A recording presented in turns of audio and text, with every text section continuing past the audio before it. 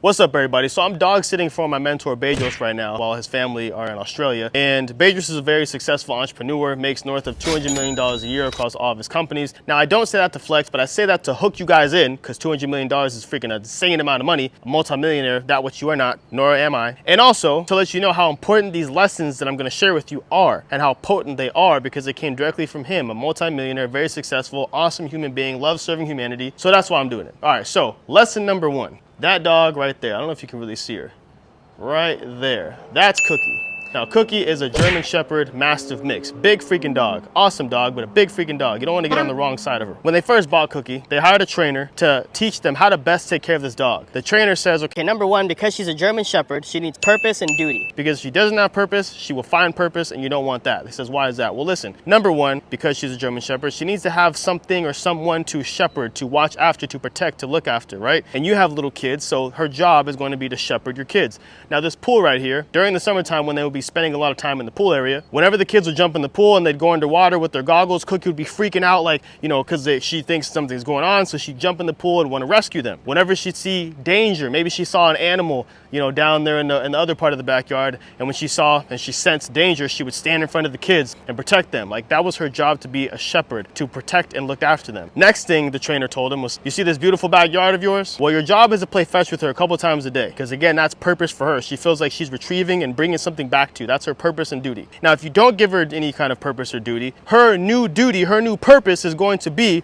to dig holes all over your beautiful freaking backyard. Now, if you want to keep it beautiful and green like that, I suggest you give her the right purpose instead of her finding her own purpose, which is to dig holes and make it freaking ugly back here. Now, Bedros' takeaway from that was, dude, we're just like that as human beings in real life. We're just like that as human beings. If we don't have the right purpose that we're going after and chasing, we are going to dig holes in our life and self-sabotage. When you don't have purpose that you're chasing after and pursuing, that's when you go back to that girl that you know you shouldn't be talking to, bro. That's when you start smoking weed again. That's when you start hitting the vape pen. That's when you start watching more pornography. You are too busy doing the wrong things. You need purpose. That's what you need. You're missing that. That's lesson number one. Super important story, man. Now, lesson number two, watch this. By the way, man, do your boy a favor and subscribe to this channel if you haven't already. Lesson number two, a strong body is a strong mind. Bedros taught me that. He used to tell me all the time, L, you got to get in the gym, man. Start working out. You got to get in the gym, man. You got to start lifting weights. And I always was like, man, I don't want to lift weights. I always thought lifting weights was dumb. To be honest with you, I never liked it. I never enjoyed it. I didn't like it. I loved boxing.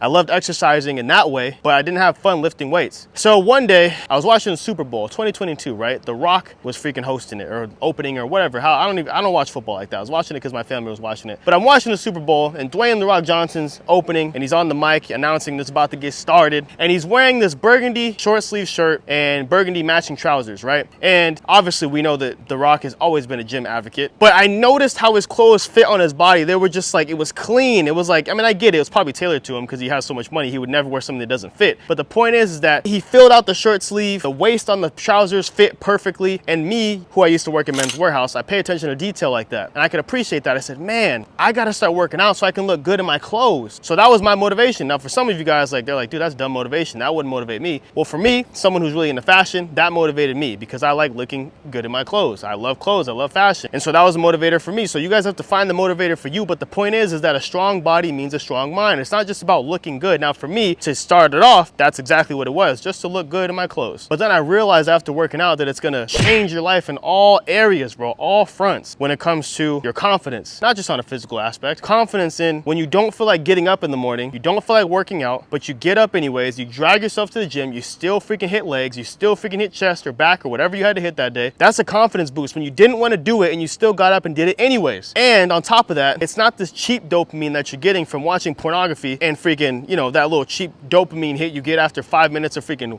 whacking off your little worm. This is a whole new level, bro. This is not even dopamine, it's serotonin. Serotonin is a similar feeling, but it's 1,000 times better because it's not just something you, like, dopamine is like something you didn't work for. Serotonin is like you did something difficult over a long period of time and you have this, like, this energy that, like, you just, like, people can't emulate. You have to work for that. It's one of the best feelings ever. That's serotonin. That's what you're chasing. And working out gave me that. I started working out. Actually, Bedros taught me how to work out. He took me to his private gym, put me through a workout. I was freaking sore for like a week after that because I don't lift weights like that. But it was a lot of fun and I never stopped. I never looked back from that day. And I'm super happy with how I look and my mind. I feel sharp and everything, and it's a beautiful freaking thing.